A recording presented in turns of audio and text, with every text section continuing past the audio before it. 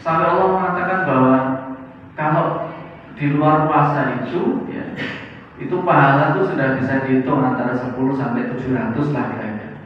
Tapi ketika puasa Allah nggak akan ngitung itu, terserah Allah akan kasih seberapa pun akan dikasih.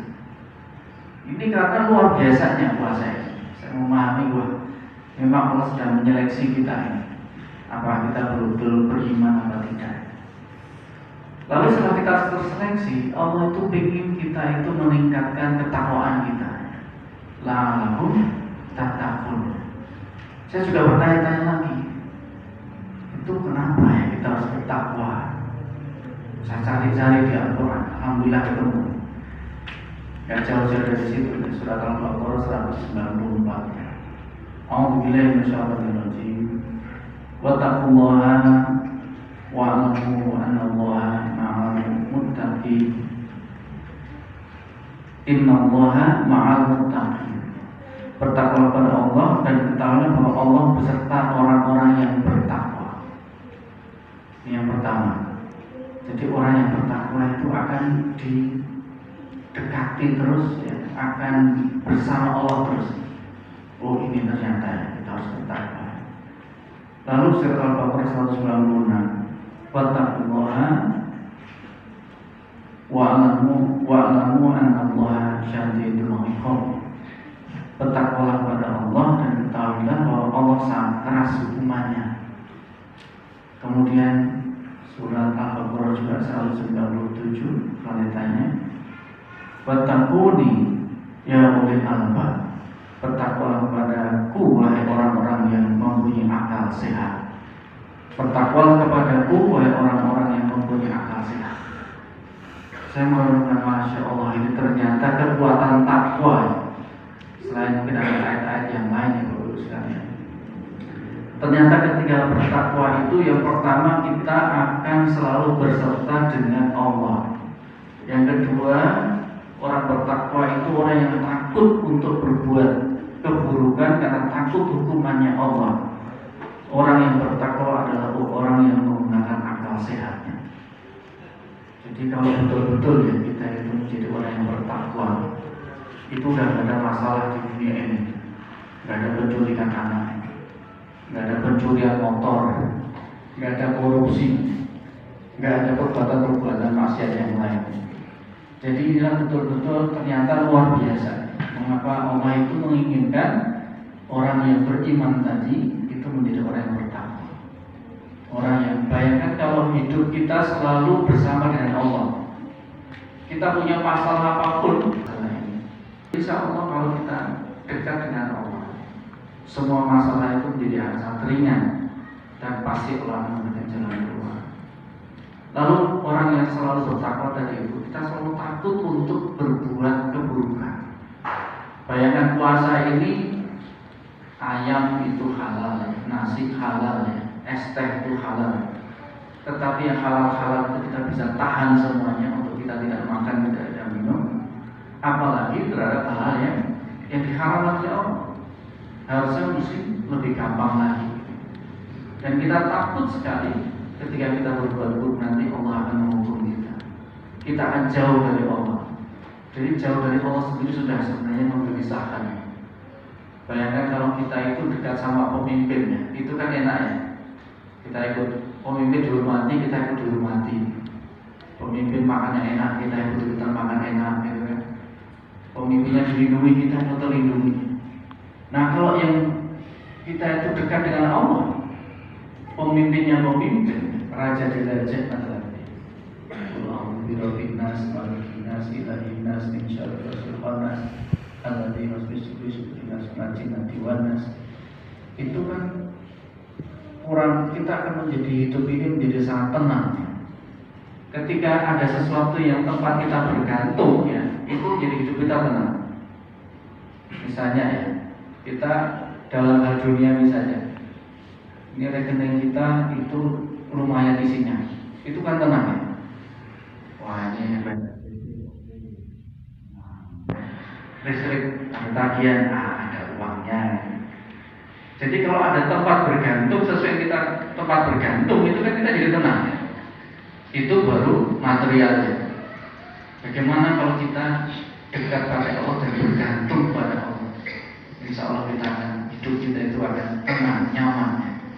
Karena apapun kita bisa berkeluh kesah kepada Zat yang menciptakan kita. Lalu puasa itu yang saya pahami adalah itu wujud kasih sayang Allah pada kita. Kenapa kita diminta puasa selama 1 bulan? Pertama adalah Allah itu ingin tubuh kita sehat. Sumu tasiku, puasalah supaya kamu sehat. Ini penelitian sudah mulai banyak sekali. Bahkan yang meneliti orang sarjana barat. Tubuh kita kalau 8 jam itu tidak diasupi apa-apa, itu selnya itu kelaparan, dan sel yang baik itu akan memakan sel-sel yang buruk. Ini pernah saya baca seperti itu. Jadi minimal 8 jam, kita lebih dari 8 jam berpuasa, itu sel-sel buruk kita itu dimakan oleh sel-sel baik kita, lalu diproduksi lagi sel-sel yang baru lagi.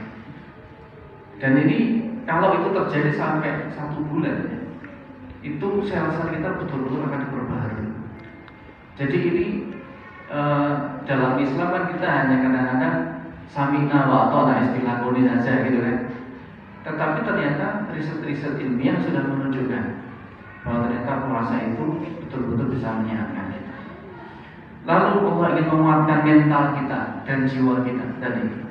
Kita kuat menahan godaan makan. Karena godaan yang paling berat itu kan godaan nafsu ya, nafsu makan, nafsu berpuasa, nafsu macam-macam lagi ya.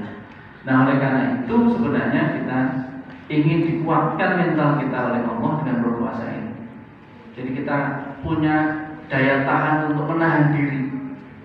Kenapa terjadi perang di dunia ini? Karena orang tidak bisa menahan diri, tidak bisa menahan emosi. Kenapa tawuran-tawuran itu orang tidak bisa menahan diri?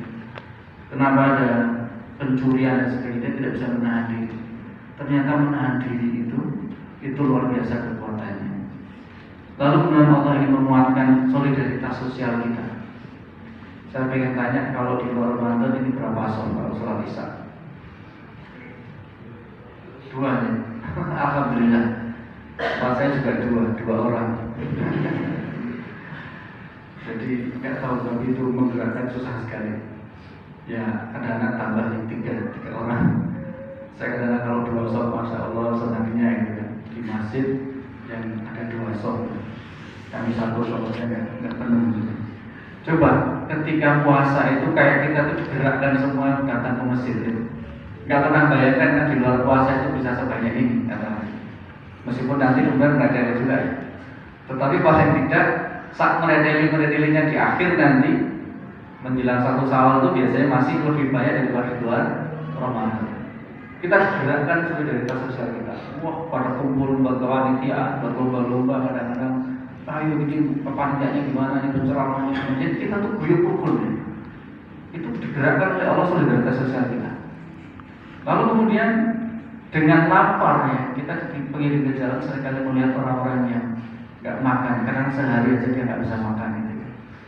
Sehingga kita bisa merasakan bagaimana beratnya orang tidak makan. Tetapi kita sudah masih punya harapan nanti berbuka puasa. Tetapi bagi mereka yang kadang belum tentu ada yang digunakan untuk makan malam sekalipun. Oleh karena itu sebenarnya itu kita diminta untuk merenungkan diri. Kowe yo ngono nek aja ngono. Wis saiki iki lapar yo, tetapi kowe iso makan delok banyak orang yang di jalan itu yang dia tidak bisa makan. Tetapi kita bisa melihat gerakan-gerakan masyarakat untuk membantu mereka itu menjadi sangat banyak. Itu artinya Allah ingin menggerakkan sosial kita. Dan kemudian yang keempat adalah Allah ingin mengobrol pahala. Jadi kesempatan 1 bulan ini mari kita numpuk pahala. Jangan-jangan hanya numpuk harta saja. 11 bulan sudah ya, kerja numpuk uang, terus 1 bulan ini mari kita numpuk pahala, karena Allah memberikan pahala yang tidak ada perhitungannya. Kemudian yang kelima adalah Allah menyadarkan diri kita bahwa diri kita itu makhluk jasmani sekaligus rohani. Sehari-hari kita selalu banyak diurusi oleh jasmaninya, ya kan? Pagi-pagi kerja cari uang, mau kemana-mana cari uang, cari makan dan sebagainya. Di sini kita diingatkan orang mau uang, orang mau fisik ya, tetapi minta apa? Psikis rohani pun. 1 bulan ini tolong diperhatikan. Perbanyak zikir, perbanyak baca Quran, perbanyak ibadah-ibadah yang lain. Lalu kita sebagai diingatkan kita sebagai makhluk individu sekaligus makhluk sosial. Kita makhluk individu tetapi juga makhluk sosial. Kita tergantung pada orang lain, oleh karena itu kita harus saling membantu. Yang ketiga, kita itu makhluk yang punya kebebasan, tetapi juga kita sebagai makhluk yang tergantung kepada Allah. Dan kita sebenarnya kita itu kenyang itu karena makan atau tidak? Itu jadi pertanyaan sekarang. Kenapa saya seharian nggak makan kok kuat?